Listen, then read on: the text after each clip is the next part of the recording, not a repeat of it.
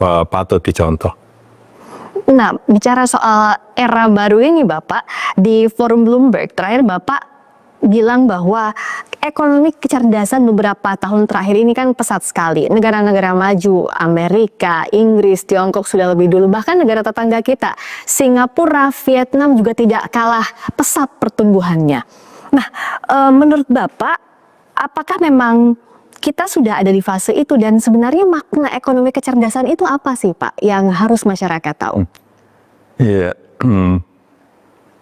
yang pertama kita ini berada di era sekarang ini digital ekonomi, ekonomi digital. Ya. Kemudian kita akan masuk lagi ke era yang lebih baru lagi yang namanya ekonomi kecerdasan, intelligent economy. Ini adalah sebuah sistem di mana data dan informasi dikumpulkan, diolah oleh AI, oleh artificial intelligence, kemudian dianalisa dan menghasilkan sebuah keputusan yang tepat dan akurat.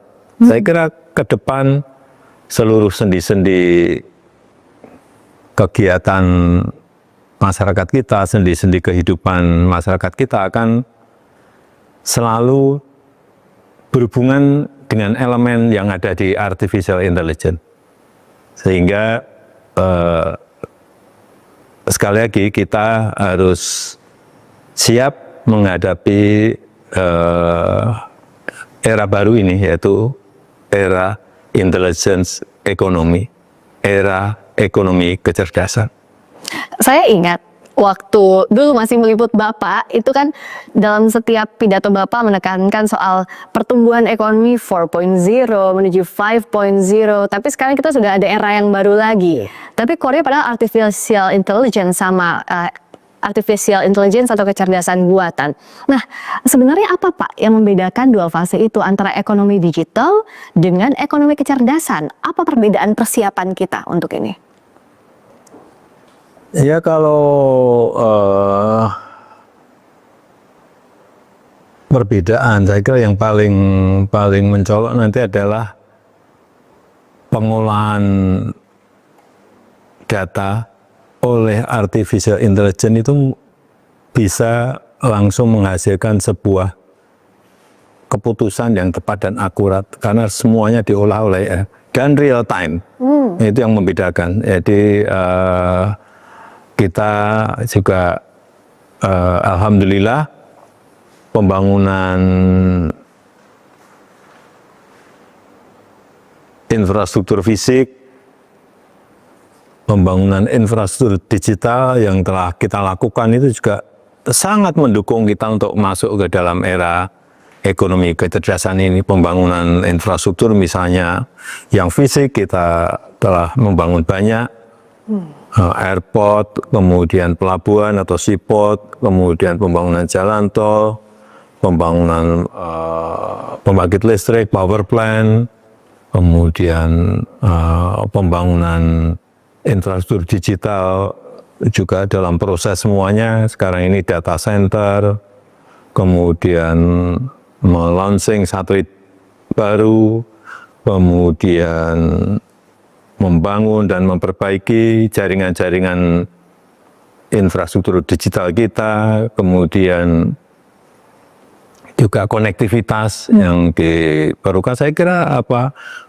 persiapan kekuatan kita menuju ke era baru ekonomi kecerdasan ini betul-betul memang harus kita kejar supaya kita tidak ditinggal oleh negara lain, karena memang kita ini nantinya akan harus bersaing dengan negara-negara lain.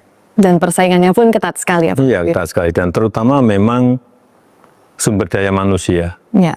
Itu yang harus disiapkan, kemudian dikenalkan, kemudian dilatih, harus ada training-training mengenai pengenalan mengenai AI, mengenai coding, mengenai algoritma, mengenai machine learning. Meskipun sekarang ini juga kayak coding itu juga sudah bisa menggunakan AI. Ya.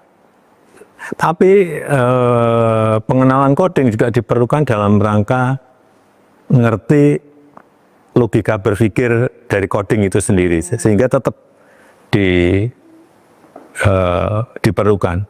Kalau kita sudah nanti memberikan training mengenai AI, coding, algoritma, machine learning, saya kira generasi muda kita, masyarakat kita akan menjadi lebih baik digital literasinya, Ya. skillnya, sehingga akan terbuka sebuah lapangan pekerjaan bagi mereka, karena akan dibutuhkan nanti